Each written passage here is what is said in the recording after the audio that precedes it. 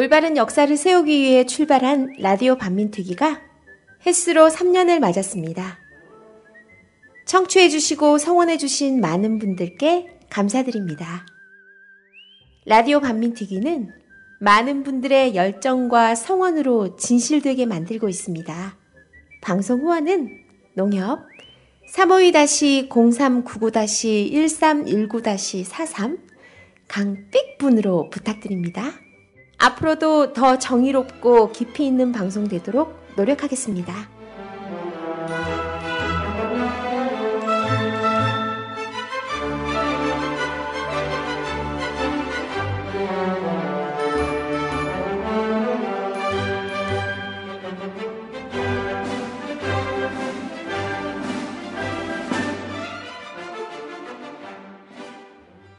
네, 안녕하세요. 개념 있는 여자들의 센수다 라디오 반민특위 2014 정의충만 선입니다. 안녕하세요. 다시 할게요. DJ인 줄 알았어. 발음이 왜 꼬이지? 안녕하세요. 진입니다. 네, 안녕하세요. 민주주의 수호자 분입니다. 뭐야 또 수호자 됐어. 민주주의 자도 아니고 그 많은 민주주의 자 중에 하나도 아니고. 난 이제는 이제 좀 너무 위기감을 느껴가지고 적극적으로 민주주의를 수호해야겠다. 그래. 이런 생각이 들어가지고요. 조금 더 지나면 민주주의 사수대 대장 이렇게 될 수도 있어 지금 정세가.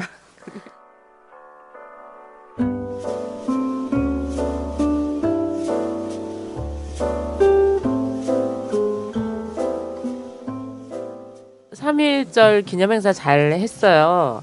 그날 또 라디오 반민특위 분들이 각양각색의 로 꾸미고 근데 가장 행렬이었는데 저는 사람들이 많이 준비해 올 줄 알았거든요. 네네. 근데 우리만 준비해 왔더라고요. 제가 보니까 라디오 반민특위가 거기 그 중에 평균 연령대도 몹시 높으면서 굉장히 주책맞아 보이는 아니 가장행렬을 하기로 했으면은 가장행렬을 하고 와야지. 왜 다 모자만 쓰고 이렇게 온 거예요? 그죠. 네, 우리는 막 가발부터 주정뱅이도 시작해서, 있었고. 네, 저는 맥주병 이렇게 된 선글라스 끼고 나갔는데. 술 먹다 울분을 참지 못해서 독립운동에 나선. 네, 그쵸. 예, 그런 적이었잖아요. 그래서 잘 했고요.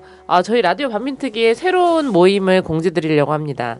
예, 제목은 신사동 화가들이라는 모임이에요. 신사동 예술가 모임. 예.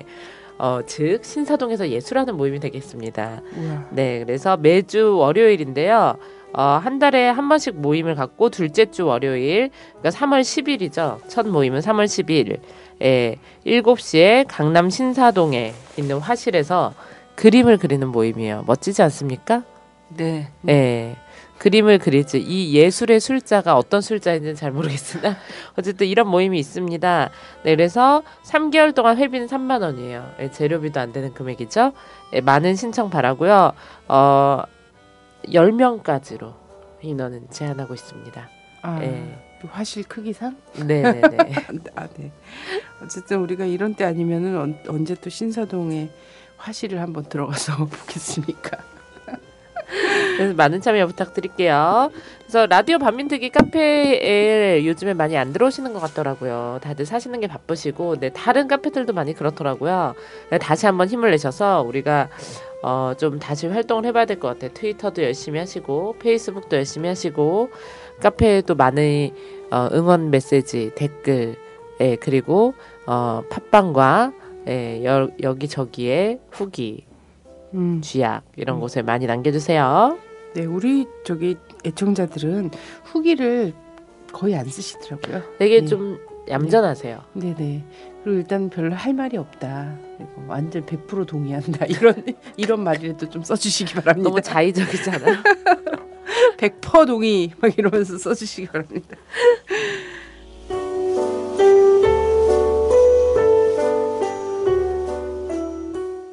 요즘에 막 UFO가 되게 많이 출몰하고 있대요. 그러니까 아니 얼마 전에는 제주도에서 뭔가 반짝이는 막 섬광과 막 이런 것들 봤다는 페북에 글이 막 올라왔어요. 패친네. 네, 김홍모 씨죠? 저랑도 패친이에요. 우리 막국수에 나오셨던 그 만화가시잖아요.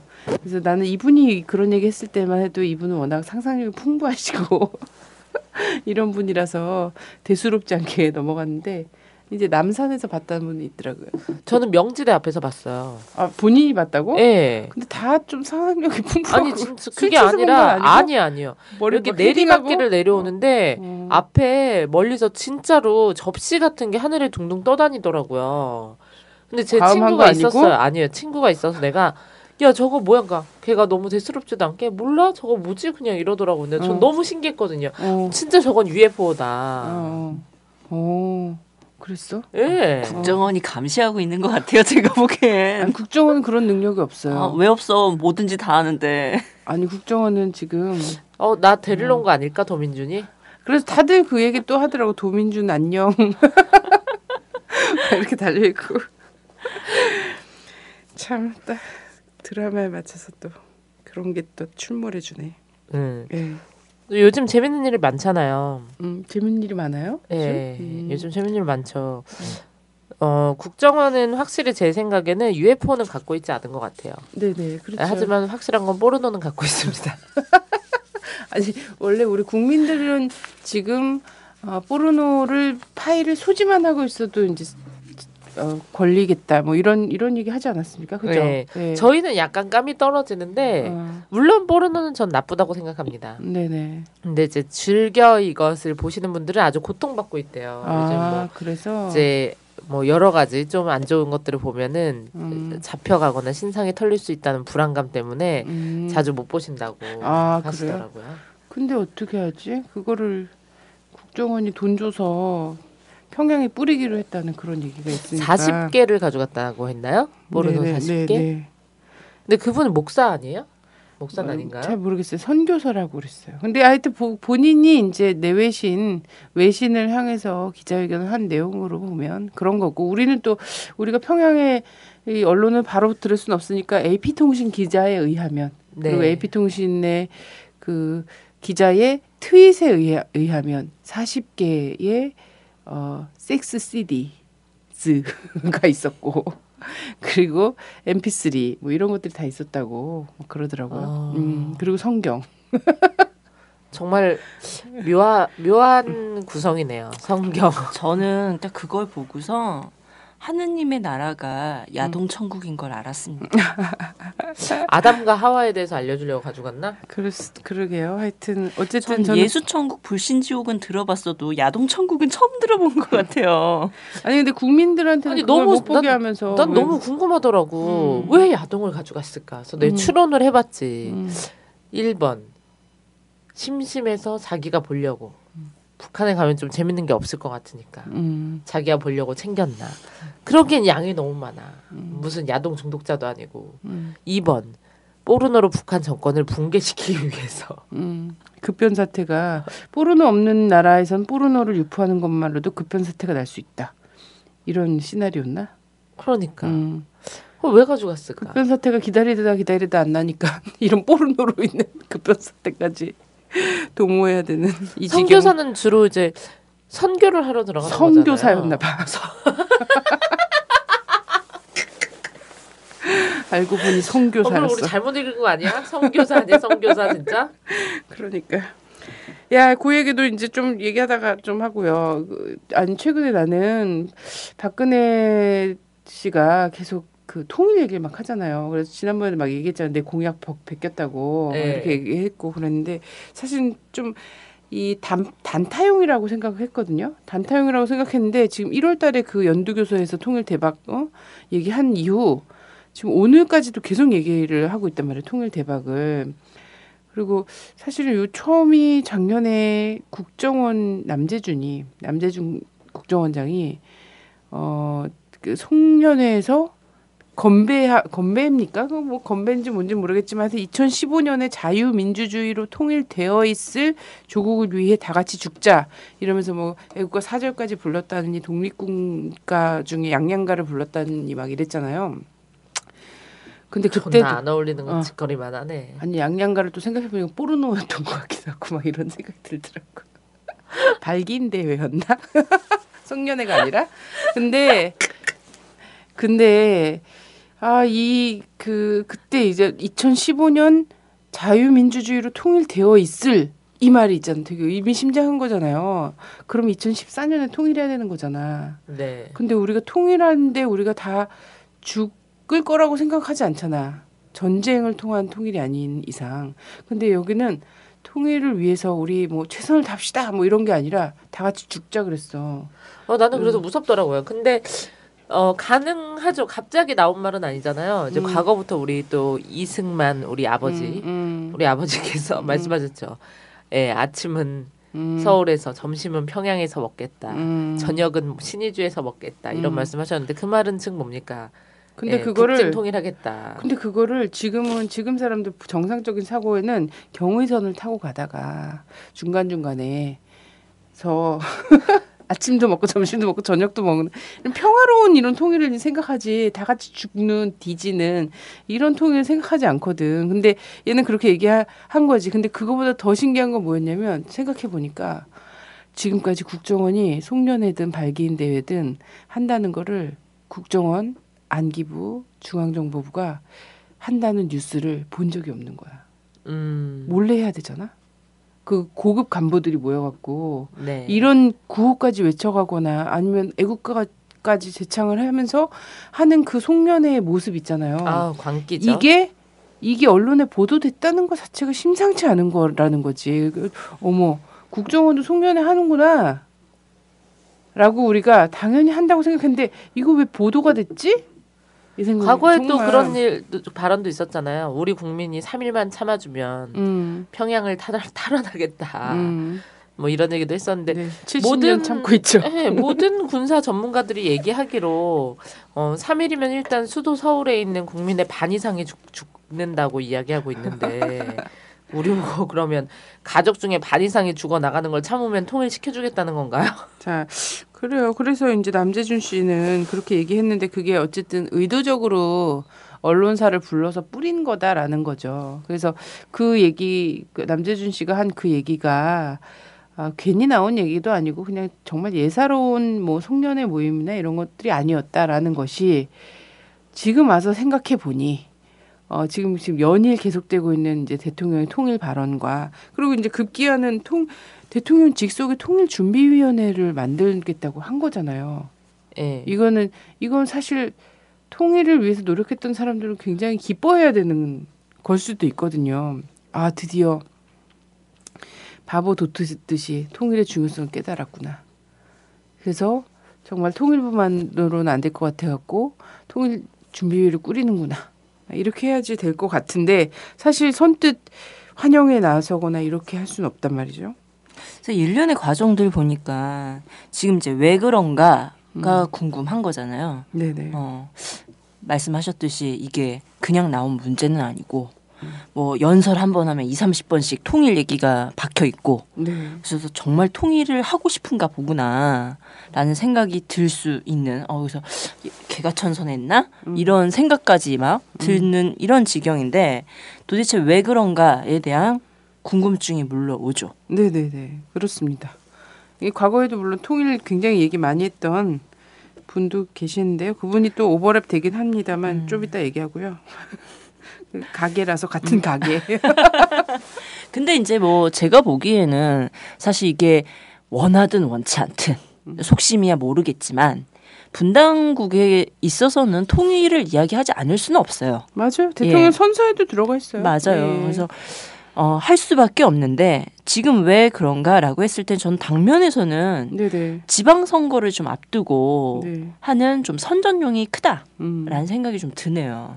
아니 그래서 선전용을 할 거면 좀 다 손발이 좀 맞게 했으면 좋겠는데. 그래서 일단은 전 이런 생각이 들더라고요.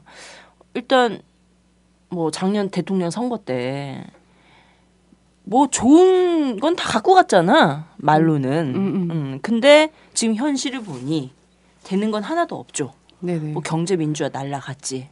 국내 정치 관련해서 소통 안 되고 있지. 복지 다 날라갔지. 예. 복지 또 써준 대로 읽어서 그렇대잖아. 원래 들었지. 김무성 씨가 김무성 씨 대단한 정말 사람이에요. 자기는 정말 박근혜 대통령처럼 거짓말을 못한 사람은 본 적이 없다. 근데 이거는 참모들이 거짓말하고 그 사람은 못한 사람인데 참모들이 써준 걸 그대로 읽다 보니까 그걸 잃게 된 거다. 이렇게 그리고 얘기를 지키려고 노력하는데 돈이 없다. 돈이 없다. 이런 그러니까 식으로 얘기하죠. 그러니까 거짓말 못 하니까 돈이 없는데 어떡하라는 겁니까? 이게 나온다는 거지. 자, 이거는 정말 박근혜 씨를 향한 고도의 디스가 아닐까 이런 생각이 들거든요. 그런 부분과 함께 네. 사실 외교 정말 평가 좋잖아요. 1년 박근혜 정부 1년 내 여러 평가 중에 외교 안보 분야는 너무 두드러지게 평가를 받고 있어요. 그러게요. 패션쇼? 근데 우리 알잖아. 이게 한복 외교였다는 거 알고 패션 외교인 거 알고 그죠. 이미지 외교 하면서 사실 실내 외교 얘기하는데 사실 편하고 만나기 쉬운 사람만 만나고 만날 사람은 안 만나고 신뢰라는 말 속에 이념 명백하게 그리고 너 먼저 행동하면 그게 신뢰야 라고 하는 이런 프레임을 여러 군데 살펴하면서 사실 이게 외교적 수사였다. 사실 남겨진 게 하나도 없다라는 이런 것들을 우리 확인할 수 있는 거죠. 네네. 예. 그런 상황에서 네, 남은 카드 하나 통일이 아니었을까? 남북관계 남북관계 하나로 지금 말아먹은 공약들과 이런 것들 다 덮어보고 한번 그렇죠. 가보겠다 이런 지금 거. 창조 경제 이야기 하지 않아. 지난 1년 동안은 어찌됐든 뭐 창조 경제라는 말을 만들어보고 뭘 해보고 하는데 경제 부처 내에서도 도대체 실체가 모르겠다라는 말이 나올 정도인데 올해는 이 말 싹 들어갔잖아요. 그래요. 예. 그러고서는 그 자리에 이제 대박론이 딱 자리를 한 거죠. 그래서 일단은 육사까지의 이 지방선거를 지금의 정치 지형으로 봤을 때 네, 지방선거를 노리는 게 있다라고 볼 수 있죠. 네. 근데 이것만 가지고 할까? 과연 목적이 2015년을 위해서 죽자라고까지 이야기했는데 과연 그럼 육사 전에 죽나? 난 죽는 건 찬성이라고. 그 육사 살인 교사로 지방선거 간다, 이제. 때문에 난리 났어요 지금. 아니 본인들이 자살하겠다는 거나 다름이 없으니까. 우리 또 안철수 씨랑 김한길 씨가 합당을 했잖아요. 네. 네. 그래서 일각에서는 이런 평가가 있었죠. 아 김한길 이 새끼 닌자다. 근데 제 워딩이 아닙니다. 네, 그래서 근데 이제 좀 약간 닌자다. 당원들도 그다음에 자기 당 국회의원들도 모르게 소리 소문 없이 하루아침에 합당을 일군 분명 이 사람 닌자가 분명하다. 근데 이런 평가가 있었어요. 근데 이제 구도상으로 보면요. 그 부분 이제 좀 더 이따 얘기해도 좋을 것 같긴 한데 구도상으로 보면 새누리당으로서는 참 반갑지 않은 뉴스긴 해요. 예, 네. 예. 여기가 어쨌든 둘의 정책 계산이 맞아 떨어졌고 사실 새정치 바람이 생각한 것보다 많이 안 불었잖아요. 네. 그리고 민주당에서도 민주당 사람들이 뭐야 정치 개혁하려면 영남 가서 해. 왜 광주 와서 하겠다는 거야. 이런 민심이 확 느껴지고 있잖아요. 그리고 또 서울시장 지난번에 양보했으니까 이번에 양보할 차례야. 이 얘기에 대해서 사람들이 오히려 돌을 좀 던졌거든요. 그렇게 하면서 실제 기운 떨어진 둘이 좀 손을 붙잡을 수밖에 없는 이런 상황으로 몰려갔다. 뭐 엄청난 그 새누리당 심판의 결의와 이런 것보다는 이제 살기 위한 방편이긴 하지만 어쨌든 손 잡는 게 맞다. 저는 손 잘 잡았다. 이렇게 생각하고 손은 잘 잡은 것 같은데 네. 제가 보기에는 국민을 바라보지 못하고 한 그 정치의 결과일 수도 있다. 그죠? 예, 이런 생각도 한편 맞아요. 들어서 마음 아프기도 해요. 네, 맞아요. 손은 잘 잡았는데 근데 이제 그러한 본인들의 판단과 이런 것보다 더 진정성 있는 야권 연대와 이런 걸 갖고 있는 사람들은 오히려 다른 어떤 프레임에 가둬놓고 못 움직이게 한다거나 정치 공학적 계산으로 손 잡아놓고 이렇게 하면 이제 이후에 사실 정말 그 강력한 야권 연대를 하기 정말 힘들다. 요거를 그냥 경고 정도로 던지겠습니다. 사실 좀 어처구니 없고 굉장히 그냥 정치 코미디 같은 판인데 네, 새누리판 개판이기 때문에 그래도 우리는 대의를 위해서 네. 네, 좋게 봐주겠습니다. 그래가지고 서로 지금 근데 또 새누리당은 새누리당 나름대로 이건 정치 야합이기 때문에 국민들이 실망을 해야 하기 때문에 자기네가 유리하다. 이렇게 이야기를 하면서 너도 나도 출마하겠다. 또 민주당은 공천이 없어진 관계로 또 너도 나도 출마하겠다 지방선거에 이러고 있습니다. 네. 네. 잘 정리되리라 봅니다. 희망입니다. 예. 그러면 저는 본질적인 왜 첫 번째는 당면에선 육사용이었는데 네네. 정말 본질은 무엇일까라는 부분에서 이런 생각이 들더라고요. 아, 얘 정말 통일 대통령이 되고 싶은 마음이 크구나. 이거 난- 물론 야심이 느껴져. 야심이 느껴져. 진짜 느껴져. 그런데 제가 들은 게 있어요 또. 뭘 뭐죠? 들었냐면 남북 정상회담을 하고 싶은 마음이 굴뚝 같대. 진짜. 남북 정상회담을 그 하고 남북 싶고. 사이에서 얘기가 좀 됐을까? 왜냐면 북에서 되게 어. 의미심장하게 최근에 좀 던진 말은 있거든. 믿어도 될까? 그럼 일단 한번 믿어보겠다. 그런데 제가 그런데 그것도 듣는데 그것만이 아니라 통일 대통령이 되고 싶은 것만 넘어서 노벨 평화상까지 노리고 있다. 이런 말을 들었어요. 그러니까 이제 보면 어쨌든 이 통일은 대박이다라고 상은 타고 얘기하면서 싶나 외교부의 업무나 업무 보고 있었고 통일부의 업무 보고 이런 부분이나 통일 준비 뭐 이런 일련의 쭉 과정들 뭐 주무처의 장관들이 이야기하는 본데 어떤 걸로 노벨 평화상을 타고 싶었냐라고 하면 이제 뭐 정상회담 하면 뭐 여러 가지 남북 두 정상이 합의를 하지 않겠습니까? 근데 박근혜가 줄기차게 이야기하고 했던 게 있어. DMZ 평화공원 이걸로 노벨 평화상을 타고 싶다라는 속내가 이렇게 밝혀지고 있나 봐요. 그래서 얘가 이런 얘기를 괜히 하는 건 아니었구나.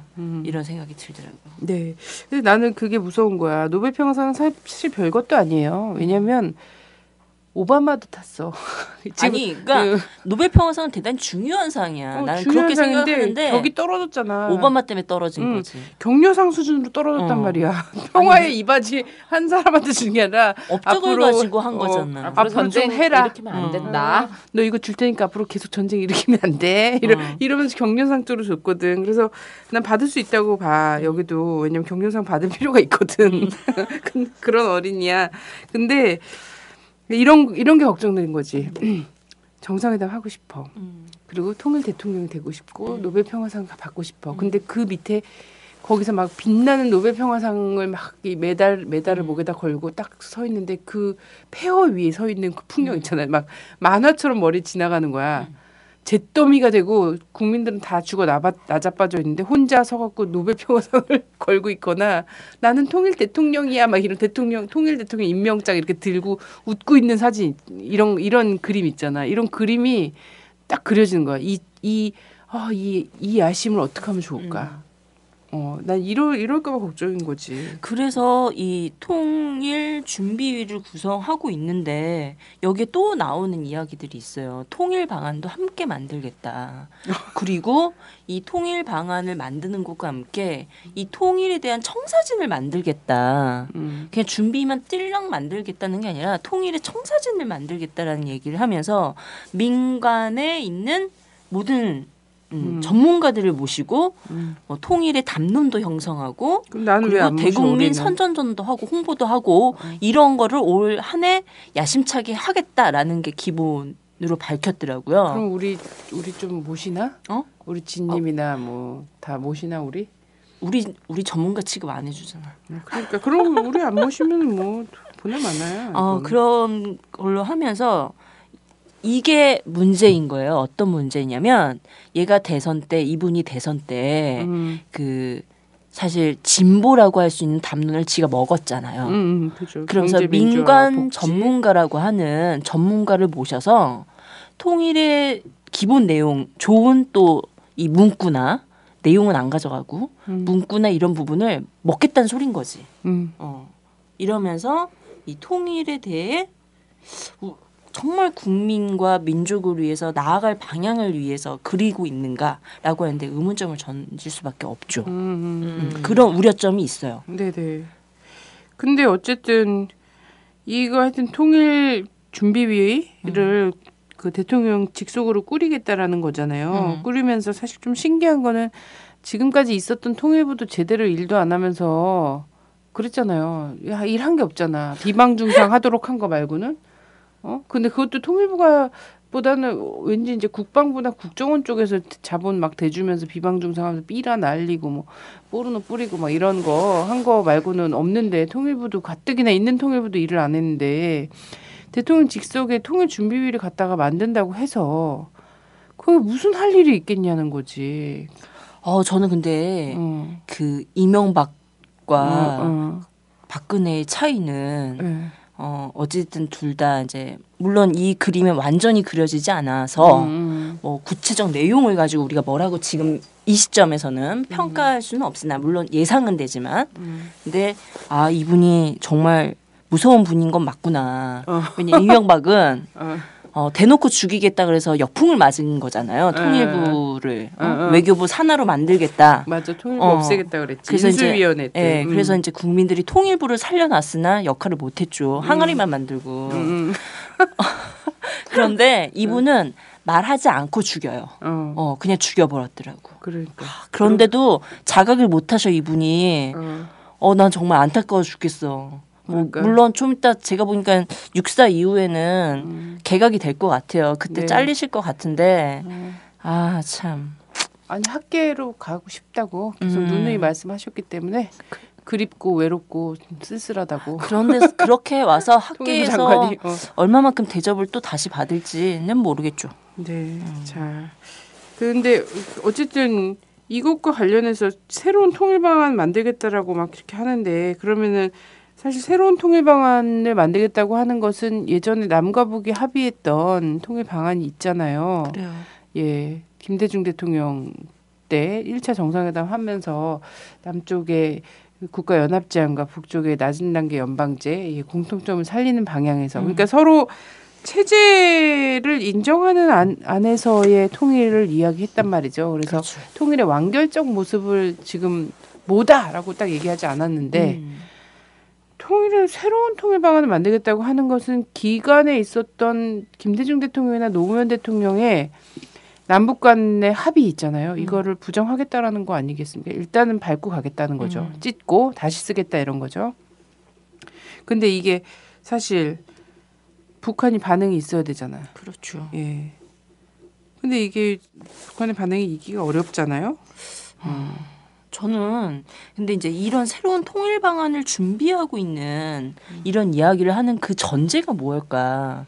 이런 이제 통일은 대박이다라고 얘기하고 준비까지 꾸리는 이 과정에서 근데 평가할 지점이 좀 있어요. 뭐냐면 전제 조건을 무엇으로 두는가가 문제거든요. 근데 전제 조건이 북한 붕괴론으로 두고 있더라고요. 네네. 예, 그러면서 바로 이 2항 6.15 선언 2항에 대한 부정으로 지금 나오고 있는 거 아닌가? 아까 이항이라고 이런 얘기죠. 하면 이제 통일 방안에 대해서 그렇습니다. 합의했던 예. 아니죠. 그래서 남쪽에. 남측의 연합제한과 북측의 낮은 단계 연방제한. 연방제가 공통성이 있다고 인정하고 이 방향에서 통일을 하기로 얘기를 한 거잖아요. 네네. 네. 그런데 지금 이 전제 조건이 북한 붕괴론에 입각해서 전개되고 있다라는 거죠. 네네. 근데 정말 음, 북한은 붕괴하나?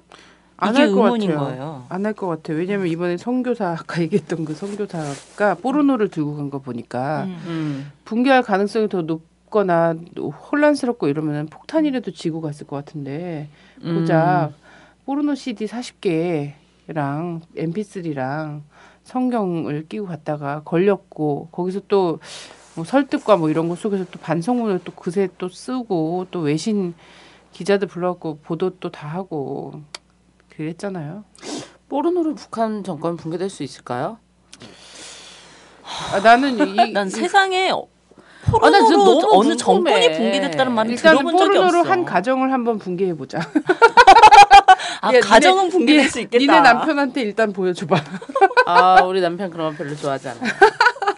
가정은 붕괴될 수 있다니까. 아 그래 가정 붕괴할 수 있냐? 아 그렇다고 우리 궁금하다. 남편한테 도대체 어느 정도 수익길래 그러게. 나라를 붕괴시키는지 정말 한번 보고 싶네요. 저도. 나는 경국지색이란 말은 들어봤어도 그러게. 그게 포르노가 이게 나라를 바로 새끼인가요? 새끼?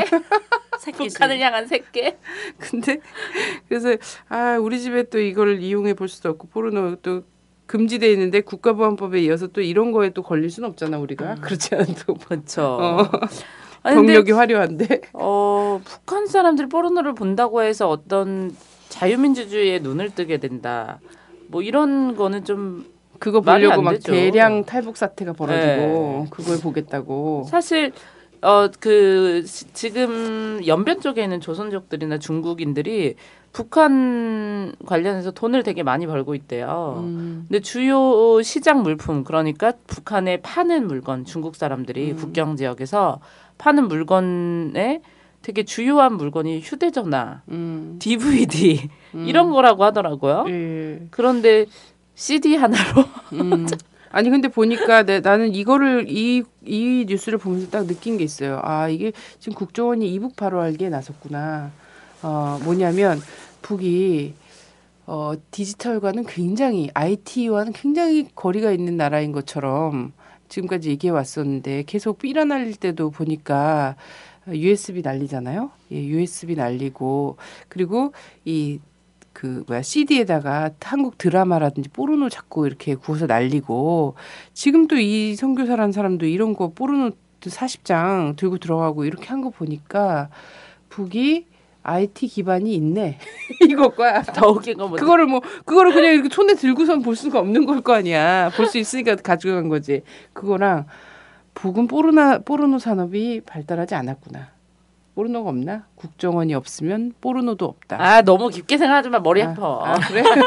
에이 그냥 선교사고. 근데 요새 보니까 북한에서 이렇게 기자회견 하시는 분들이 참 많아요. 그죠. 왜 거기까지 가가지고. 그러니까 탈북했다가 다시 들어갔다가. 아니 그리고 나는 그래. 그렇게 원대한 꿈을 가지고 저는 그래요. 전 또 제 또 곤조가 있잖아요. 약간. 일본 말이긴 하나. 전 근성이 있단 말이에요. 제가 만약에 반대로 북한을 뭐 자유민주주의 뭐를 하려고 내가 들어간 선교사라면 잡혔어도 꿋꿋하게 북한 정권을 비판해야지. 왜 거기서 반성문 쓰고 자빠져 있어. 저는 그 근데 태도가 좀 마음에 안 증거물이 좀 들더라고요. 그렇잖아. 예, 증거. 포르노가 나왔잖아. 아니 그렇게 목숨 걸고 들어간 거 아닙니까? 항상 하는 말이잖아. 뭐 탈북자들도 목숨 걸고 탈북하고 그랬다면서요. 근데 왜 가가지고 잘못했다는 둥, 자기가 죽을 죄를 다시는 안 그러겠다는 둥, 국정원이 시켜서 했다는 둥.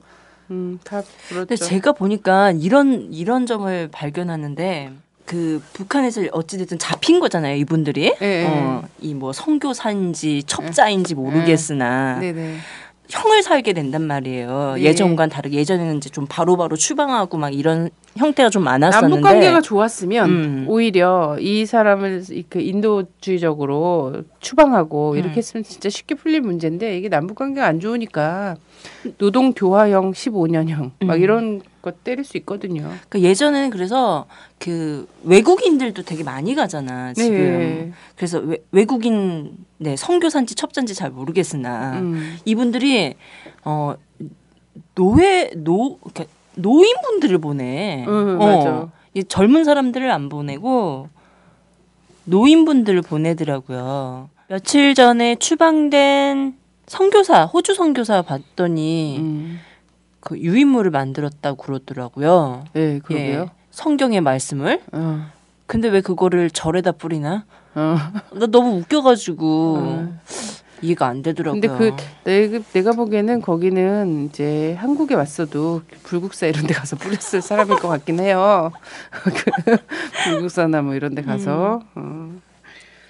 꼭 북한 선교가 목적이 아니라 거기는 타 종교를 선교하는 게 목적이었나 봐. 그런가 봐요. 근데 이제 지금 박근혜 정권이 하고 있는 이 부분 통일은 대박이다. 사실 통일이 대박인 건 사실이잖아요.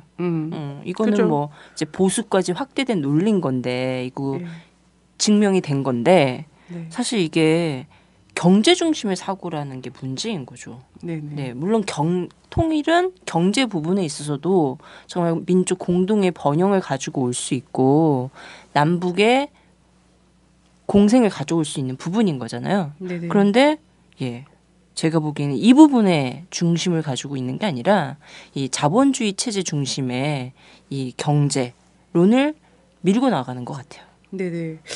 그래서 사실 이 대박론이 판치면서 저와 그 우리 몇몇 연구하시는 전문가분들 몇몇이서 책을 하나 썼습니다. 근데 조만간 나올 테니까 정부가 떠돈 이참에 홍보를 하고 가는 거지.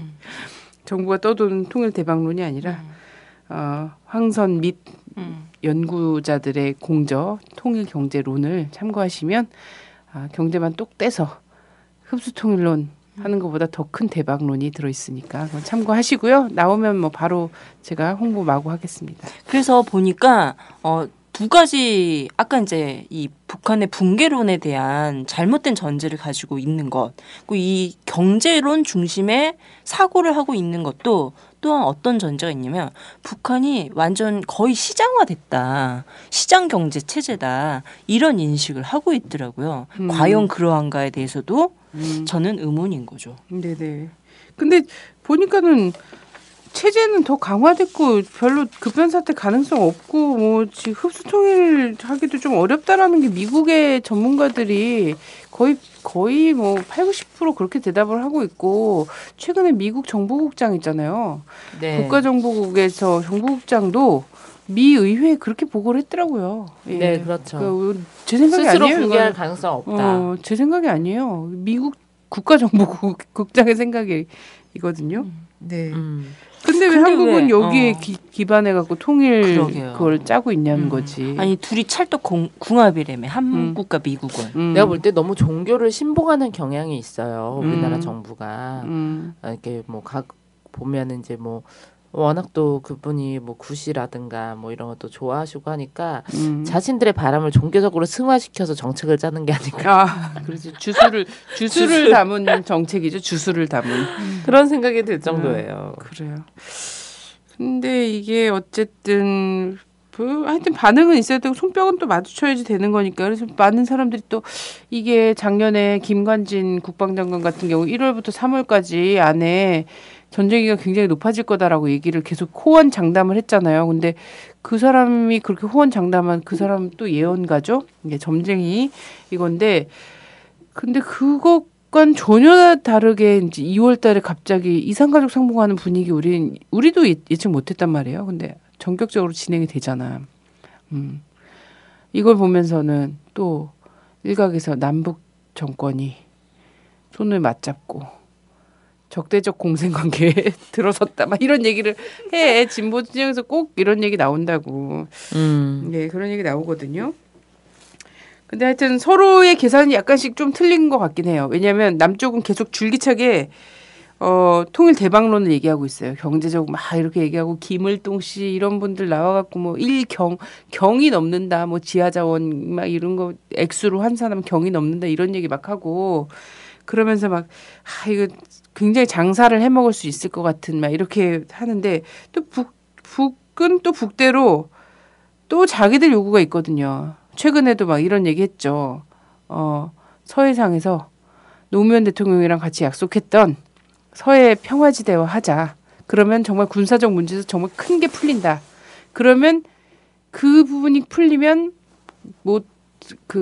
대박 아니라 더 이상도 할 수 있다. 이런 왕대박 되는 거지. 예. 그런 얘기까지 하면서 이제 군사 문제를 푸는 것을 끌고 들어가면서 또 이제 통일 대박에 대한 꿈을 또 더 심고 막 이렇게 하고 있거든요.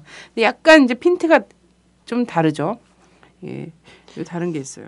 그래서 저는 그러면 뭐 자기 요구만 앞세워서 갈 수 있는 부분이 아닌 거잖아요. 남북 관계든 그리고 통일로 향하든. 그렇다면 두 문제가 제가 보기에는 함께 풀려야 된다고 생각하거든요. 네네. 남측은 어쨌든 경제를 중심으로 통일을 만들어고자 하는 부분이 있고 북은 자신의 안보 불안을 해소하면서 이 경제까지 함께 가고자 하는 부분. 그래서 약간의 중점 부분이 서로 다른 거잖아요. 그렇다고 자기 것만 요구할 수 없는 상황. 네네. 그렇다면 서로가 서로의 이해와 요구를 충족하면서 가야 된다. 근데 제가 보기에는 박근혜 정부는 좀 북한에는 어떻게 국제 공조를 통해서 제재를 하고 선액 포기라면 내가 다 많이 줄게. 막 이런 것을 이야기하고 있는 상황이라. 그죠. 그래서 어제인가요? 아시안 리더스 컨퍼런스예요. 아시안 리더스 컨퍼런스라는 데서 또 얘기를 막 했단 말이에요. 통일 대박입니다. 막 한국의 통일은 대박이고 근데 북이 핵을 빨리 포기하면 그 길이 더 빨라진다. 이런 얘기를 막 했어요. 근데 사실 그럴 거였으면 포기할 핵이었으면 그렇게 힘들게 만들었을까 이런 생각이 정말 현실적으로 들거든요. 핵을 개발하기 위해서 북이 또 포기한 것들이 많이 있어요. 그래서 허리띠를 그렇죠. 졸라 매면서 했다고 얘기하잖아. 근데 이제 그래서 이제 핵 보유를 했고 이제 핵 보유에 대한 것이 사실 공공연하게 다 이제 인정되고 있는데 전 세계에서 근데 지금에 와서 그 과정을 해서 한 핵을 우리라면 포기하겠는가? 아 그리고 지금 보니까 지난주에 또 일본이나 중국은 북이랑 대화하겠다고 지금 만났어, 만났고 일본. 일본 만났잖아요. 근데 과연 일본이 그러면 북한을 만나서 선의 포기를 얘기를 했을까? 국제적 공조하고 싶다는데 제 생각에는 절대 그런 얘기 안 했을 것 같거든요. 그럼요. 지금 그거 만난 것도 사실 이거잖아. 북한 내에 있는 일본인 유골 이 문제 때문에 만난 거잖아요. 근데 이걸로 사실 그 국내에 있는 외국인의 유골이나 군화짝이나 이런 걸로 갖고도 외교하는 나라는 좀 흔치 않아요. 근데 이거를 또 일본이 늘 이걸 요구하고 막 이게 대화의 빌미가 되고 이런 거 아니거든요. 근데 지금 분위기상 일본이 치고 들어갈 필요가 있으니까 움직인 나라예요. 일본은 좀 있으면 중국이 또 북한 들어간다. 그러니까. 아니 이러면 이제 지금 북미 물밑접촉 막 엄청 활발하다. 네, 그러니까 우리나라는 박근혜 대통령 정책은 외국과 함께 북한을 따돌리는 게 정책이거든요. 사실 밀고 있는. 근데 다른 사람들은 다 만나고 있어. 그러니까 결국은 우리나라 따가 되는 거예요. 그러니까 결국은 그래서 혼자서 막 할 게 없으니까 비방 중상 막 하고 있는 거 삐라 날리고 뭐 이런 거 하는 거지. 근데 그래요. 그래서 결국은 남과 북의 의도가 계속 차이가 나면 이거는 결국 실현 불가능한 거잖아요. 개꿈이죠. 한마디로 노벨 평화상도 없고 통일 대통령도 없어요. 없는 꿈이 돼. 근데 그렇다고 해서 통일을 포기할 것인가? 통일이란 말, 그 어휘를 포기할 것인가? 왜냐하면 한국은 그러긴 좀 힘들어요. 왜냐하면 이건 헌법에 규정된 대통령과 국회와 모든 헌법기관의 의무사항이에요. 의무사항이고 통일은 사람들이 꿈꾸는 통일에 대한 상이 다 다르다고 해도 통일을 난 반통일이야. 이렇게 얘기할 수 있는 그런 용기가 없어. 어느 누구도 자기가 반통일이라는 얘기 안 하지. 절대 그럴 수가 없어요. 그래서 통일에 대한 어쨌든 그런 것들이 다 접힌다고 하더라도 이 사람들은 통일준비위원회나 지금 통일 대박에 대한 꿈을 계속해서 자기 정치를 위해서 악용할 거라는 거야. 국민들의 그 통일 대박의 꿈을 악용할 거라는 거죠. 그 부분에 저는 굉장한 위험이 있다. 또 이렇게 생각이 돼요. 국내 정치로 봤을 때. 그래서 최근에 오늘 어제 이제 계속 뉴스 같은 데 보면은 굉장히 이제 멸공적이고 남한 안에의 종북 세력을 소탕하겠다 이런 취지의 기사들이 굉장히 많이 오고 이제부터 폭력 시위에 가담한 자는 국회의원이라도 현장 연행하겠다 뭐 이런 발언도 했어요. 경찰이 나와서. 아니, 무슨 면책특권이 있는 국회의원을 정말 이거 무슨 나라야? 그런 거 말고 성폭행 강간범들이나 국회의원들 뭐든 잡아두라고 먼저. 근데 아니 걔네들 하여튼 웃긴다니까. 이 남북 간에 어쨌든 최근에 이제 고위급 접촉을 통해서 상호 비방을 중단하기로 하니까 이 비방이 다 남쪽은 비방을 해야지 사는데 비방을 거기다 대고서 못하게 돼버리니까 이제 남쪽 내 진보 세력 소위 걔네들이 얘기한 종북 세력 있잖아요. 여기를 비방한 대로 집중하기로 한 거야.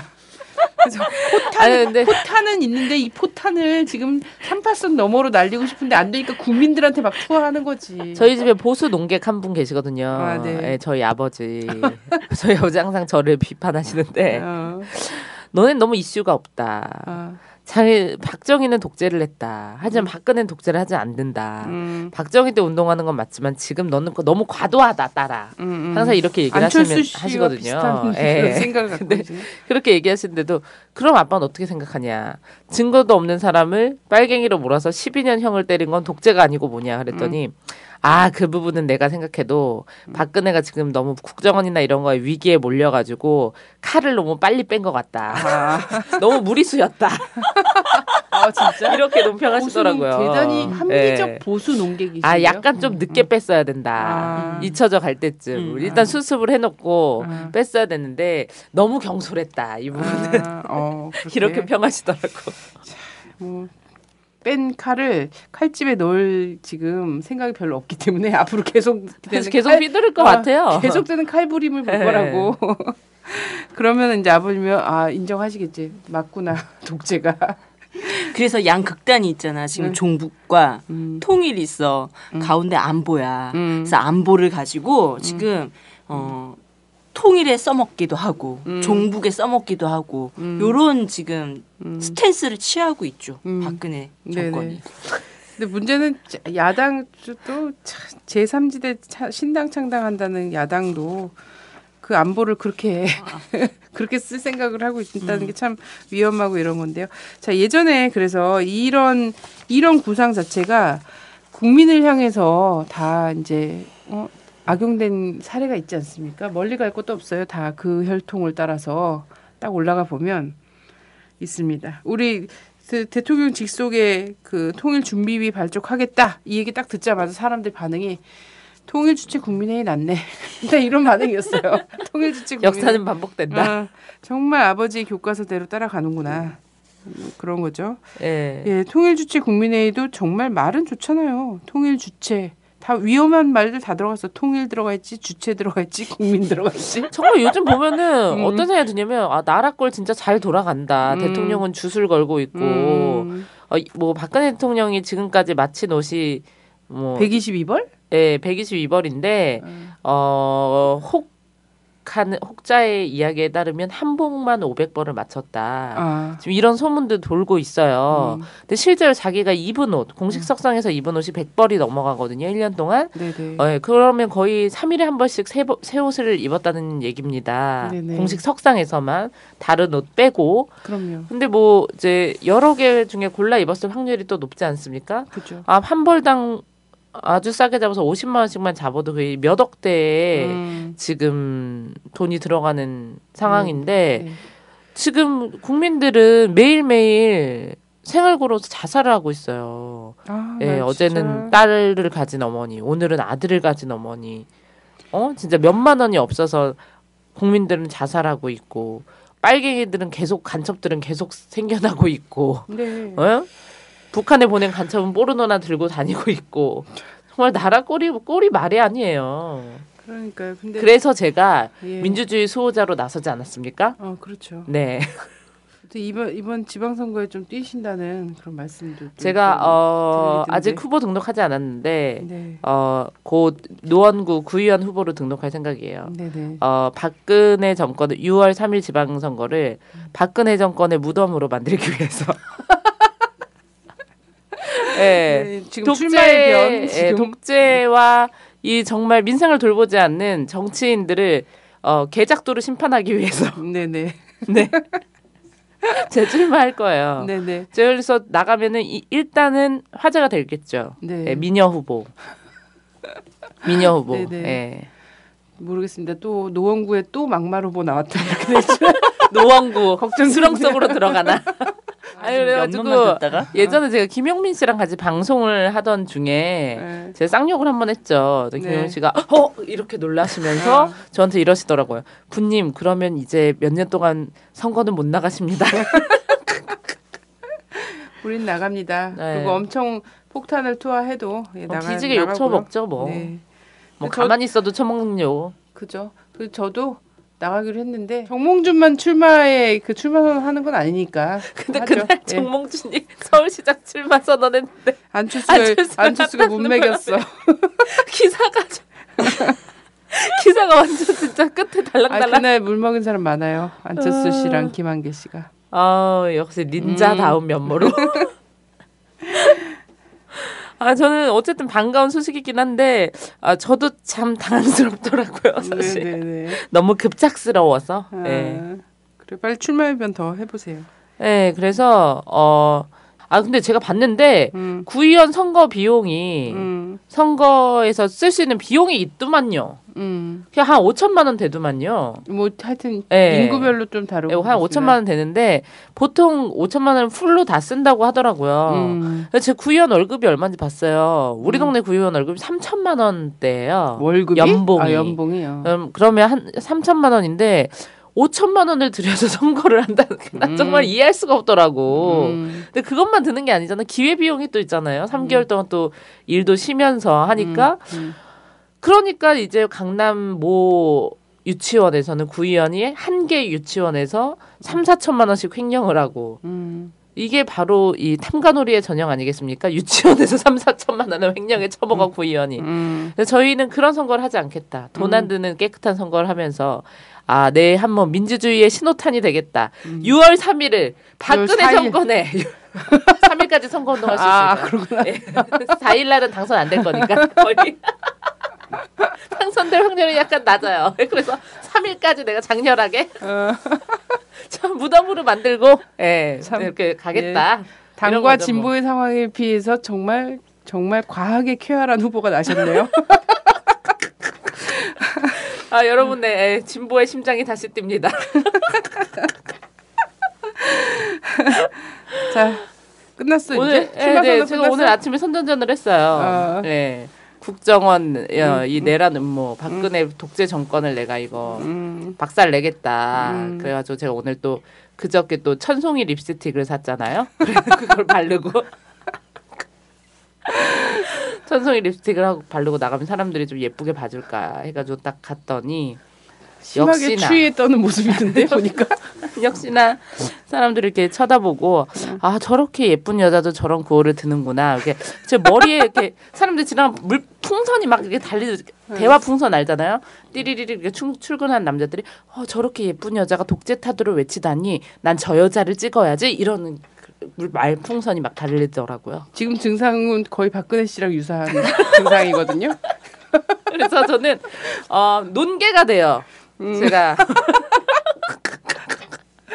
동계가 되어가지고 신사임당 같은 지혜와 강감찬 같은 용맹함으로 지방선거에 나서서 민주주의의 수호자로서 유관순 언니처럼 유관순처럼 산화하겠다. 6월 3일을 4일 날은 이제 떨어질 수 있으니까 3일까지 장렬히 제가 한번 불태우겠다. 여러분 구의원 후보 강현분입니다. 노원구입니다. 노원구. 막말 후보의 성지. 네, 막말 후보의 성지. 노원구에서 출마하고요. 저는 일단 회계 책임자와 사무장 없습니다. 구하고 있습니다. 후보 1인 1인 선본. 1인 선본. 선거 비용 딱 공탁금만 쓰겠습니다. 선거 비용 공탁금 200만 원이에요. 이것도 지금 그거 아직 말을 못했는데 구하기 힘들어요. 그래서 집에 있는 좀 헌옷 좀 벼룩시장에 팔고 그렇게 해서 마련할 거고 여러분. 너무 6월 3일을 박근혜 독재 정권의 무덤으로. 자, 이게 선거법에 사실 이거 관련한 조항이 없기 때문에 우리가 마음껏 떠들어도 되는 이런. 노원 구민이 몇 명이나 들을까요? 우리 방송. 그러니까 주변에 노원 구민 알고 계신 분 있으면 좀 들려주시고요. 저 중계동이에요. 네. 그렇습니다. 할 거 다 안 해. 대박이야. 선거법 걸리는 거 아니야 이거? 그렇죠. 다른 사람들이 이제 다른 후보님들이나 이런 분들이 매일매일 지하철에서 아침 선전전을 했어요. 진짜 그 추운 겨울날도 하루도 거르지 않고 지하철역 앞에서 이 내란 음모에 대해서 박근혜 정권의 독재에 대해서 알리는 선전전 했는데 저 오늘 딱 하루 했습니다. 딱 하루 하고 트윗, 페이스북, 카페, 카카오톡, 카카오 스토리 등등에 다 남겨서 마치 100일을 한 것처럼. 네, 그렇죠.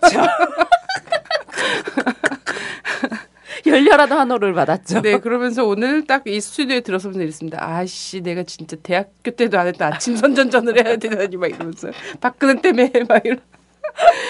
별걸 다 하네 막 이러면서 들었어요. 하여튼 제가 강북구 주민으로서 강북구청장 후보를 지금 결심을 했고요. 예비후보 등록을 열심히 하려고 빨리 하려고 하는데 범죄조회 그거 신청한 거 있잖아요. 네. 그게 그렇게 안 나오는 거예요. 한 일주일 걸리고. 그래갖고 아직도 국가보안법 때문에 그러신 건가요? 모르겠어요. 과거가 지저분하다고 그런 한 일주일 걸리셨어요? 네. 저는 진짜 한 12시간 만에 나왔어요. 그 전날 딱 하고 한 일주일 걸린다 그래서 아잉 아저씨 저 빨리 해주세요 이랬죠. 제가 형사님한테 그랬더니 오늘 아침 8시에 9시도 아니고 8시에 전화 왔어요. 그렇구나. 나왔다고 가져가라고. 고성방가 저는 이렇게 깨끗한 정치인입니다, 여러분. 저는 이렇게 한점 튀크 내가 보기에 없어요. 그 아저씨 좀 이따 징계 먹을 것 같아. 저 어쨌든 그래서 강북구에 딱 출마를 하려고 하는데 사실 뭐 제가 구정이나 이런 거 잘 모르죠. 예, 모르는데 보아하니 지금 뭐 기존에 정치했다라고 하는 사람들이 뭘 알아서 정치하는 것 같지도 않고요. 정치 기본은 어쨌든 부정부패 안 하고, 그죠? 부정부패 안 하고 자기 어떤 재산을 착복하려고 하지 않고 이런 거잖아요. 정치 기본. 근데 그런 건 사실 우리가 자신 있거든. 부정부패 안 할 자신은. 물론 제가 나가서 진짜 열심히 하면은 당선되겠지만 저는 아직 그럴 마음이 없습니다, 여러분. 네. 알겠어요. 아직 좀 더 놀고 싶은 거군요. 그 운동 기간 동안 내가 정말 민주주의의 수호자가 되겠다는 말. 논개 정신으로 여러분. 자, 박근혜 정권은 개작두로. 시끄럽고 네. 이제 시끄러워. 통일주체 국민회의 얘기해야 돼. 이제 그만하고. 네, 다음 주에 계속 하겠습니다.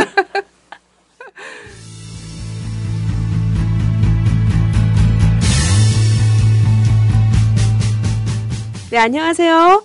막을 수 없는 국민의 수다 막국수 시작하도록 하겠습니다.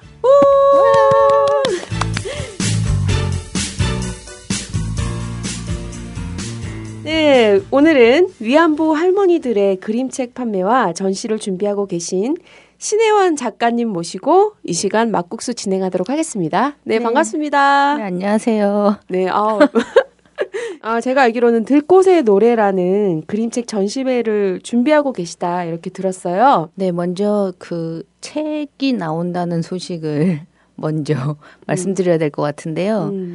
들꽃의 노래라는 제목으로 그림책을 출판을 하게 됐습니다. 준비하기 시작한 때로부터 5년쯤 됐어요. 일본군 위안부 할머니들을 그린 그림책이거든요. 네.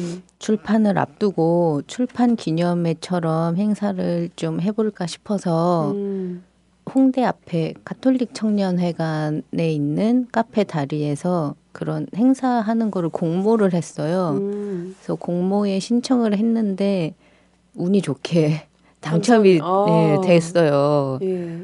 그래서 잘됐다 했는데 그래서 미팅을 하면서 그쪽에서 전시도 같이 했으면 좋겠다 이렇게 제안을 해주셔서 감사하게 감사하게 받아서 이런 행사가 진행이 되게 됐습니다. 이 책이 근데 55권밖에 안 된다고 얘기 들었는데 네. 이유가 뭔가요? 90년에 처음으로 이제 그 일본군 위안부 생존자들이 증언을 하기 시작하셨잖아요. 할머니들이. 그때 이제 한국 정부에 등록하신 237명의 할머니들이 계신데 많이 돌아가시고 지금 현재는 그 55분만 살아 계시거든요. 그래서 55권의 책을 만들게 되신 거고요. 네. 근데 이 책은 좀 어떤 방법으로 제작이 되었나요? 제가 이제 한 5년쯤 걸렸다고 했잖아요. 네. 얼마나 많은 시행착오와 겪었겠습니까? 그래서 그 일일이 손으로 실크 스크린 방식으로 밀고 제본까지 제가 다 손으로 제작을 합니다. 그렇게 해서 55권을. 네.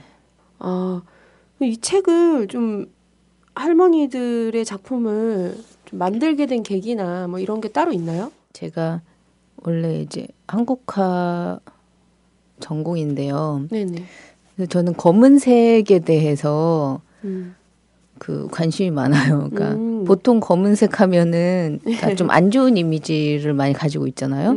근데 저는 그 검은색도 종류가 굉장히 많고 그 어떻게 보면 이제 굉장히 좀 아름다울 수도 있는 색이라고 생각하는데 그런 생각을 하다 보니까 그러니까 그 자체는 사실 아름답고 숭고하고 이런 존재이지만 사회적으로는 좀 냉대를 받고 사람들이 많이 관심을 갖지 않고 이런 존재들에 대한 생각으로 이제 점점 발전하면서 그때 일본군 위안부 할머니들이 떠올랐거든요. 그리고 네. 특별한 계기라고 말하기엔 좀 애매하죠. 그러면서 동시에 그 우리나라에 있는 멸종 위기에 있는 야생화들도 같이 생각이 나고 그래서 그 두 가지를 이렇게 매치시켜서 그림을 그리게 됐어요. 네. 그게 이제 지금까지 이어져서 책이 된 거죠. 그럼 그 멸종 위기에 있는 야생화들도 그 안에 같이 그려져 있는 거죠? 할머니와 같이 그려져 있습니다. 아, 예. 제가 이제 이 책을 만들어야겠다라고 생각하면서 수요 집회에도 굉장히 열심히 나갔었는데요.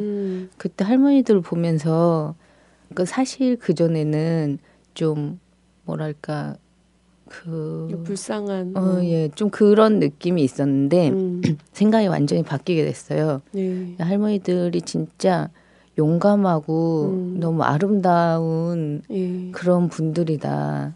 그래서 되게 존경하게 됐거든요. 그래서 그런 것도 조금 아마 영향을 미친 것 같아요. 네. 보니까 증언집도 다 읽으셨다고 말씀하시던데. 네. 증언집을 읽는 게 너무 힘들었어요. 그러니까 그 내가 막 아픈 거 있잖아요. 읽으면서.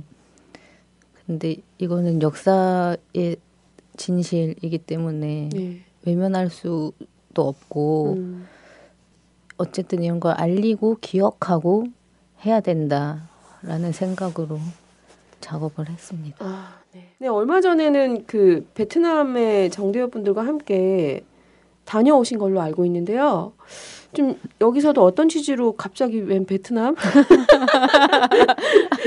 그래서 베트남에 왜 가셨는지 그리고 가서 어떠셨는지 뭐 이런 얘기 좀. 그러니까 나비기금과 함께하는 평화기행이라는 제목이었어요. 그래서 나비기금에 대해서 먼저 설명을 해드려야 될 것 같은데요. 그 지금 일본 정부가 공식적인 사죄와 배상과 이런 걸 안 하고 있잖아요. 그렇죠. 예, 근데 이제 그 김복동 길원옥 할머니께서 우리가 일본 정부로부터 배상을 받으면 우리가 이렇게 아픔을 겪었던 것처럼 세계적으로도 그런 여성들이 많이 있잖아요. 그래서 그런 여성들을 도울 수 있는 그런 기금을 만들겠다 이런 뜻을 밝히셨고 거기에 호응하는 많은 사람들이 같이 해서 나비기금이라는 걸 만들었어요. 그래서 첫 해에는 이제 콩고 내전에서 전시 성폭력 피해자였던 여성분에 대해서 지원을 했고 지금은 작년부터 베트남에 있는 그 한국군 의한 그런 성폭력 피해자 여성들을 몇 분을 돕고 있거든요. 그래서 그분들도 만나고 그런 이제 학살지나 이런데 위령탑 이런데 참배도 하고 이런 일정을 가졌습니다. 네, 이게 뭐 제가 알기로는 오마이뉴스에 연재되어서 실리고 있다고 하는데 안성신문 기자분이 같이 가셨어요. 이번 기행에. 그래서 그분이 연재 기사를 쓰고 계시고요. 오마이뉴스에도 같이 게재가 되고 있습니다. 그래서 그 뭐 지금 제가 알기로는 5회로 기획 연재를 하고 있는데 지금 2회까지 나와 있는 상황이고 베트남 평화기행 황윤희 기자님의 기사를 검색하시면 이것도 보실 수 있습니다. 그렇죠? 네, 꼭 보셨으면 좋겠습니다. 저희가 그 마을을 갔었어요. 그래서 거기가 지금은 이제 따이빈인데 원래 이름은 빈안이에요. 네. 근데 빈안이 한자로 하면 평안이거든요. 그래서 평안한 마을이었는데 이제 그런 학살을 당했는데 평안할 수가 없잖아요. 그쵸. 그래서 이름이 바뀌었거든요. 근데 그 읍면 이렇게 작은 시골 마을들이니까 이제 근처의 마을에 있는 에서 생존자 한 분이 계신 거예요. 그래서 그분이 런 아저씨인데 예. 그분의 증언을 듣고 했는데 저 기사를 보면서도 그때 기억이 떠올라가지고 너무 눈물이 났습니다. 가서도 많이 우셨고. 네, 그날 뭐 기사를 보시면 아시겠지만 우리가 더 많이 울고 더 위로를 받고 왔던 그런 시간이었습니다. 너무 죄송했고 거기도 보면 미국의 사주에 의해서 한국군이 이렇게 네. 1시간 남짓해서 모든 마을 사람들을 몰살시켰다 이렇게 나오던데 참 그 분노라고 하는 게 이루 말할 수가 없을 것 같아요. 그분들한테도 그렇고. 네, 그럼 다음으로 그림책 판매를 지금 하고 있고 그래서 후원도 받고 있다 이렇게 얘기를 들었는데 이것과 관련해서 또 설명 좀 한번 잠깐 해주시죠. 아, 네. 판매는 그러니까 지금 바로 판매는 아니고요. 선주문을 받고 있어요. 그래서 네. 미리 주문을 하고 입금을 해주시면 제가 나중에 배송을 해드릴 거고요. 그리고 따로 제가 그 그림책 판매뿐 아니라 네. 후원금도 받고 있습니다. 네. 예, 이거 후원하고 그림책 받아가지고 어디 뭐 박람회에 가신다고 얘기 들었는데. 네, 그 제가 사실 후원 왜 받는지 얘기를 해주셔야죠. 네, 그러게요. 그 매해마다 이탈리아 볼로냐에서 세계 최대 규모의 이런 발음이 세계 최대 규모의 예, 역사와 전통이 있는 어린이 책 박람회가 열리고 있어요. 작년에 50회를 맞았거든요. 그 박람회가 50년이 됐다는 얘기네요. 51년째. 네, 굉장히 오래됐죠. 규모도 엄청나게 커서 박람회장을 그냥 한번 쑥 둘러보는 것만 해도 하루로는 부족할 정도로 그렇게 큰 박람회인데요. 네네. 제가 이번에 그 책을 들고 네. 볼로냐 박람회에 가려고 합니다. 근데 이제 가난한 예술가라서 그 가난한 예술가가 진짜 베트남에다가 이태리에다가 지금 네. 하지만 다 작품을 위해서 하는 것이기 때문에 그래서 어쩔 수 없이 이런 의미 있는 작품을 또 가지고 가서 또 행사에 참여하고 이러면 참 뜻깊을 것 같아요. 네, 그런 그쵸? 마음으로 가려고 합니다. 세계 만방에 네. 우리 할머니들의 진짜 이런 뼈아픈 역사를 알리겠다는 이런 숭고한 마음으로 예, 감사합니다. 신혜원 작가님이 활동하고 계십니다. 여러분 후원 부탁드려요. 네, 이 책 한 권 선주문하면 얼마죠? 아직 사실 가격이 완전히 정해지진 않았는데요. 네. 대략 7만 원 정도로 생각하고 있어요. 예.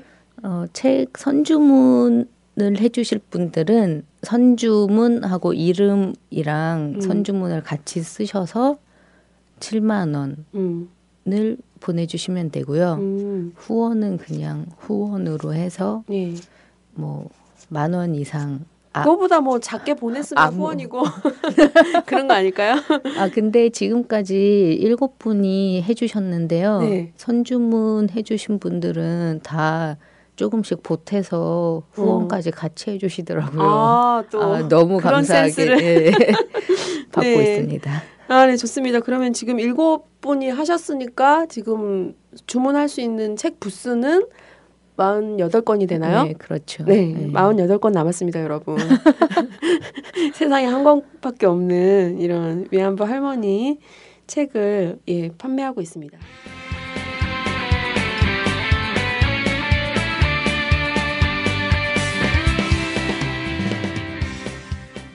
후원 계좌 불러드리도록 하겠습니다. 하나은행 신회원이고요. 298-810683 86107입니다. 네, 여기로 많은 후원 부탁드리겠습니다.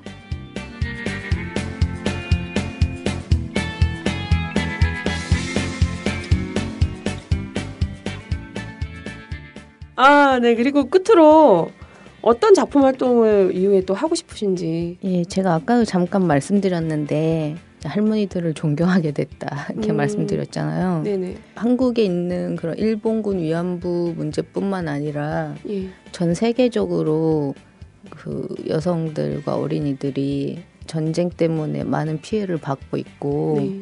베트남에 이번에 간 것도 이후에 이제 전시 성폭력 피해 여성들을 다룬 그림책을 하고 싶어서 무리해서 갔었고요.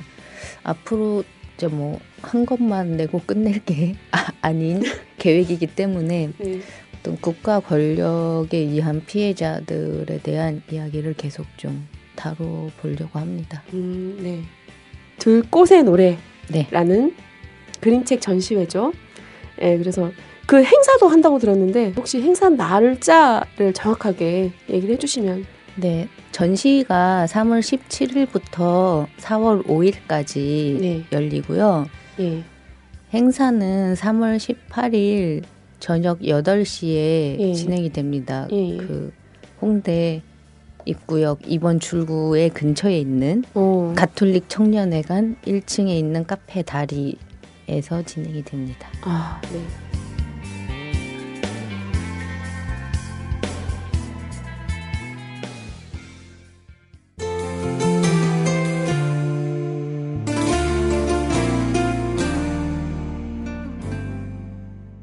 네, 끝으로 오늘 노래 한 곡 추천받고 끝내도록 하겠습니다. 네, 노래요. 제가 아무래도 그림 그리는 사람이다 보니까 내 손을 좀 소중히 여기자 맞아, 이런 생각이 있는데요. 네. 그 중에서 특히 노래패 우리나라의 손이라는 노래가 있어요. 네. 그래서 가사가 굉장히 따뜻하고 좋거든요. 네네. 그래서 그 노래 백자님의 글곡 네. 쓰셨던. 네, 좋습니다. 저도 되게 좋아하는 노래인데. 네, 우리나라의 손 들으면서 이 시간 마치도록 하겠습니다. 네, 손으로 아름다운 평화, 많은 의미 있는 일들 하시기 바랍니다. 네, 감사합니다. 네, 감사합니다. 네.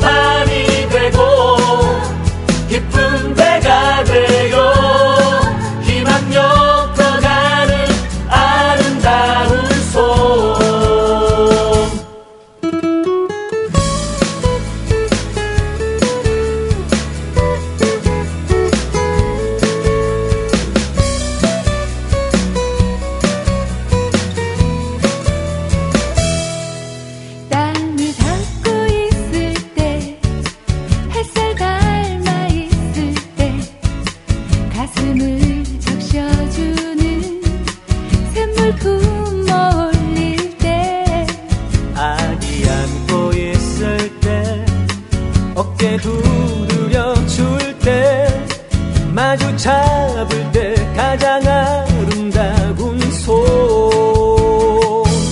잡으면 함께 돌이 되고 더 큰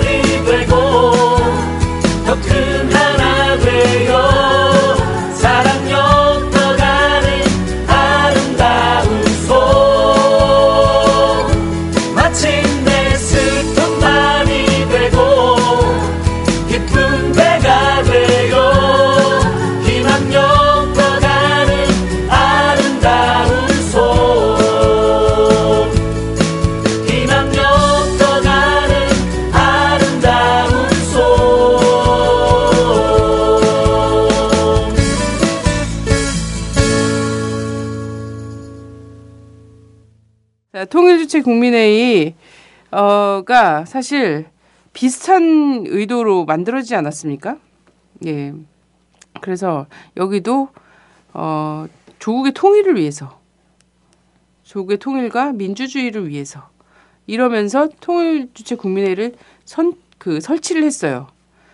근데 여기가 진짜 어마어마한 곳이었죠. 여기는 딱 목적이 이거였어요. 평화적 통일과 정치 개혁을 위한 어떤 조직으로 이런 것들을 만든다. 그리고서 이걸 만드는 과정에서 이제 뭐 비상계엄령 그리고 국가 긴급 조치 발동하고 막 이러지 않았습니까? 그리고 이거를 만들어냈어요. 그리고 여기가 대단한 일을 했죠. 대통령과 국회의원을 선출하는 곳이. 맞아요. 예, 대통령과 국회의원을 선출하는 곳이야. 국회의원 3분의 1을. 통일하고 그거랑 무슨 상관이죠? 아니 그런 통일을 잘할 수 있는 대통령과 국회의원을 자기들 생각에 통일을 잘할 수 있는 대통령과 국회의원 선출해야 되는데 와, 진짜 박정희 말도 안 되는 짓 많이 했구나. 그러니까 거기에 의장이 대통령이잖아. 의장이 대통령인데 다음 대통령을 선출하는 거야. 정말 기가 막힌 판이죠. 기가 막힌 민주주의 판이에요. 자, 그리고 여기서 또 일상적으로 하는 일은 중요한 통일 정책을 심의하는 등의 업무를 하는 거래요. 근데 얘네들이 한 거는 8대 9대 대통령 선출했잖아요. 네. 7대 대통령 선거에서 다시는 국민 여러분들에게 저를 찍어달라는 얘기를 하지 않겠습니다. 이렇게 유세를 했던 박정희. 공약을 지켰죠. 네, 공약을 지키면서 8대 9대 대통령으로 통일주체국민회의에서 뽑히죠. 그렇죠. 국민들이 안 뽑아줬고 국민들이 저희가 아니라 약속을 지키셨어. 그분은 유일하게 지킨 약속으로 공약으로 남게 되는 거죠. 그리고 국회의원 정수의 3분의 1의 선출권을 갖고 헌법 개정안을 낼 수 있는 곳이에요. 네. 대단하죠. 근데 지금 이제 요 비슷하게 이제 헌법재판소가 헌법재판소 플러스 지금 보니까 통일준비위 요거 플러스 2개 하면은 통일주체국민회의 격될 것 같아요. NSC 하나 있잖아요. NSC가 약간 보좌하시고 이런 정도로 하면 그 다음에 이제 한국에서 주무르지 못할 것은 없다. 이런 정도가 되는데 보세요. 8대 대통령 선거가 72년도에 있었단 말이죠. 12월 달에. 근데 71년도에 7대 대통령 선거가 있었잖아요. 그때 그래서 김대중 후보한테 굉장히 쫄린 박정희가 굉장히 많은 예산과 이런 것들을 정부 예산 10% 이상을 투여하면서 부정선거를 했죠. 부정선거를 하면서 국민들한테는 다시는 뽑아달라고 하지 않겠다라고 얘기하면서 당선이 됐단 말이죠. 네. 당선이 되고 바로 그 다음 해에 유신헌법을 만들었어요. 그래서 개헌을 하잖아요. 예, 바로 다음에 개헌한단 말이죠. 그리고 개헌하자마자 그 개헌된 헌법에 따라서 8대 대통령 선거를 쫙 해버린단 말이에요. 안 그러면 정통성 문제에 계속 휘둘릴 수 있거든. 그러면서 자기가 했던 이 개헌한 헌법에 의해서 자기가 또 대통령이 된 거죠. 그리고 나서 9대 대통령 선거를 이제 78년도에 임기 이제 7년 하면서 그 78년도에 9대 대통령 선거를 또 진행을 한단 말이죠. 장축체육관. 자, 유명한 체육관 선거잖아요. 장축체육관에서 하는데 여기에 이 통일주체국민회의 제적 인원이 2,583명인데 그 중에서 2,578명이 출석을 해요. 5명 좀 편찮으셨나 봐요. 화장실 잠깐 가고. 정말 완벽한 민주주의가 아닐 수 없어요. 이거는 고대 히랍 신화 세계에서나 있을 수 있는 그리스 아테네 수준이지. 네, 그렇죠. 자, 이거는 그리고 나서 2,577명이 그 표를 얻어서 당선이 돼요. 예. 뭐야 이거는 정말 대단한 일이잖아. 그래서 78년도에 9대 대통령으로까지 선출이 돼버리고 그랬는데 이제 1년 뒤에 총 맞아서 죽죠. 자, 철저하게 통일이라는 의제 자체가 있잖아요. 통일이라는 이슈 자체를 개헌까지도 끌고 가고 그리고 국민 탄압에 악용하고 그리고 자기의 장기 집권을 달성하는 걸로 가져간 예가 이 72년도에 만들어진 통일주체국민회의였다라는 거예요. 근데 이거를 지금 그대로 거의 판박이로 지금 그대로 베끼고 있다라는 거죠. 예. 그 명칭과 이런 부분이야 동일 구성으로 갈 수 없으니까 네네. 약간의 이제 세분화 이런 형태로 가고 있지만 우리가 보기에 이게 정말 무엇을 위한 길을 가고 있는가는 보이는 거죠. 네네. 역사는 괜히 있는 게 아니잖아요. 그렇죠. 그래서 이제 역사는 그들도 텍스트로 이용하지만 역사의 교훈은 또 우린 또 교훈대로 또 잘 알고 있어요. 그래서 바로 이제 통일 준비 얘기 나오자마자 통일조치 국민회의에 대한 얘기들이 인터넷 상에서 정말 아버지 그대로 따라 하는구나 이런 얘기들을 한 거고요.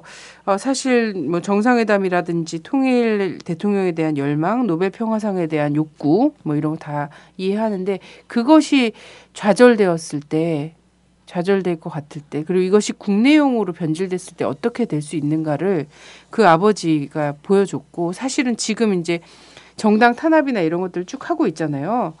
뭐 유사일에 이제 그 대형 사고인 강제해산, 정당 강제해산 이런 것도 사실은 코앞에 있는 상황인데 이런 걸 통해서 사실 개헌까지도 고민하고 있다라는 얘기가 지금 정치권에서 나오고 있거든요. 모든 것이 지금 박자가 딱딱 맞아 떨어지고 있다. 문제는 국민 수준이 달라졌다는 거. 이게 진짜 가장 큰 거죠. 그래서 이 사람들은 자기들 시나리오 안에 통일주체 국민회의에서 했던 것처럼 이런 과정들이 착착 있을 거예요. 그리고 통일을 장기 집권의 어떤 것을 악용할 수 있다라고 자기들은 판단하고 있어요. 통일 갖고서는 한 거잖아. 이승만도 통일 얘기는 계속했잖아요. 북진 통일. 이걸로 해먹은 거죠. 박정희 결국은 유신체제 통일을 갖고선 얘기하다 한 거예요. 박근혜 지금 통일 계속 얘기하고 있는데 불안해요. 그 교과서 베꼈을 사람들이니까. 자, 그런데 문제는 이 과정까지 만들어 가면서는 이런 게 필요합니다. 계엄이 필요해요. 국가 비상사태에 준하는 그래서 긴급조치령을 발동할 수 있는 어떤 것들이 그런 정도의 수준이 필요하단 말이에요. 그것 만들어야 되잖아요. 그거 만든 거 뭘로 만들겠는가. 결국은 공안 탄압이거든요. 정말 숱한 정치인들의 발을 묶고 있죠. 정치활동 금지법. 근데 이런 것들을 지금 새누리당 의원들이 계속 발의하고 있어요. 자, 이 분위기. 그리고 한국 언론들은 뭐라 그래서 유럽 언론에서 얘기했더만요. 한국 언론들은 지금 박근혜 정부의 푸들이다. 거기는 비유를 되게 푸들하게 되게 좋아하나 봐요. 부시의 푸들도 나왔었는데 이런 표현을 하고 있는데 거기서 이제 입닥치고 있는 건데 지금 사실 정치활동을 묶어대는 거 그리고 야당을 강제 해산하는 거 이런 것들이 지금 다 테이블에 올라가서 진행 중에 있다는 거. 그리고 그 강제 해산 절차라든지 아니면 정당 활동을 금지하고 정치 활동 금지하는 어떤 모종의 이런 것들이 딱 조치가 취해짐과 동시에 굉장히 많은 사람들이 탄압을 당하고 할 거다라는 압수수색 당하고 구속당하고 막 이렇게 할 거라는 게 지금 뻔히 그려지고 있는 상황이라는 거예요. 근데 정세가 그 원하는 대로 그렇게 굴러가질까? 이건 또 모르겠어요. 본인들이 쓴 시나리오는 그렇다라는 건데 오히려 이것이 아까 보수 논객 노원구에 사시는 보수 논객께서 말씀하셨던 것처럼 역풍이 불 우려가 있다. 그분이 좀 삶의 지혜가 있으신 분이에요. 그죠. 그러니까 그 딸도 그렇게 지혜로운 딸을 낳으셨잖아요. 저희는 아주 대화 좋아요. 네, 아버지 저를 약간 못마땅해 하시지만 지금 또 이런 대형 사고까지 쳤으니 동네 친구들한테 그래도 너 찍어주라고 말은 해줬겠다. 자기 중계동에 친구 많다면서. 그래요. 네, 주로 이제 딸과 아버지의 대화가 뭐 그렇죠. 저희 엄마는 항상 저한테 용기를 주세요. 제가 이런 일을 하고 있지만 항상 언제 사람 될래? 뭐 이런. 언제나 될 수는 있어. 이런 라디오 반민특위 좋다. 난 네가 뭘 해도 좋다. 난 아주 용기를 주시고 저를 언제나 믿어주세요. 제가 이런 거 하면 되게 싫어하는데 저희 엄마는 학생운동 할 때부터 뭐 한총련 출범식도 같이 다니시고 그러셨었거든요. 그래서 되게 이 자리를 빌어서 엄마한테 감사드리고 엄마 그랬어요. 운동은 얼마든지 해도 된다. 술만 작작 처먹어라. 너 그러다 죽는다. 그렇게 늘 저를 아끼고 사랑하시죠. 네, 그래요. 엄마 말 좀 듣고 이제는 공인이잖아. 네, 그러니까 뭐 이제는 이제 정치에 첫 발을 내디딜 모양이니까 너 그러다 죽는다. 술 먹다 죽는다. 자, 이제 좀 생활 태도 좀 가다듬고 네. 예, 그러죠.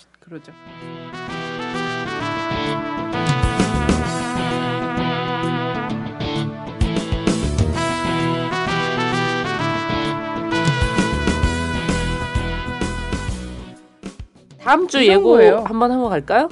다음 주? 네, 다음 주에 우리 진짜 라디오 반민특위에서만 들을 수 있는 주제 또 준비했잖아요. 그렇죠. 네. 저희가 최근에 이제 보니까 3월 1일 날 고엽제 전후의 차가 광화문을 점거했어요.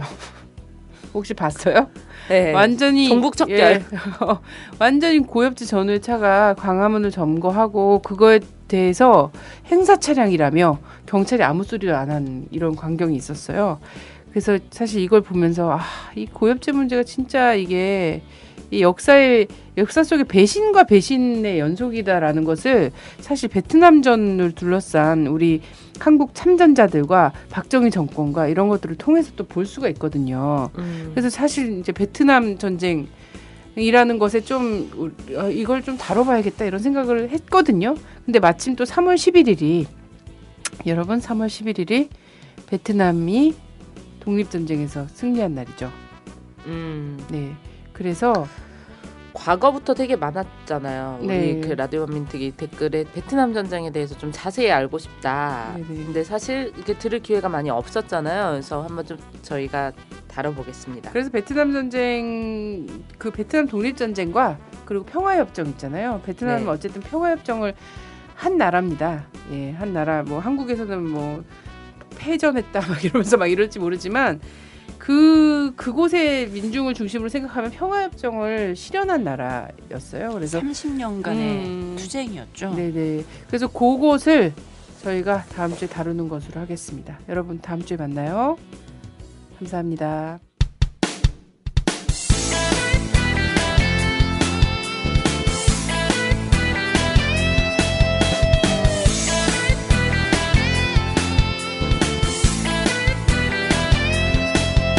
조선일보 서정주 박정희까지 일본 놈의 충성스런 앞잡이일 때 동상 걸린 손가락을 잘라내가며 해방을 위해 싸웠던 건 백성들이다.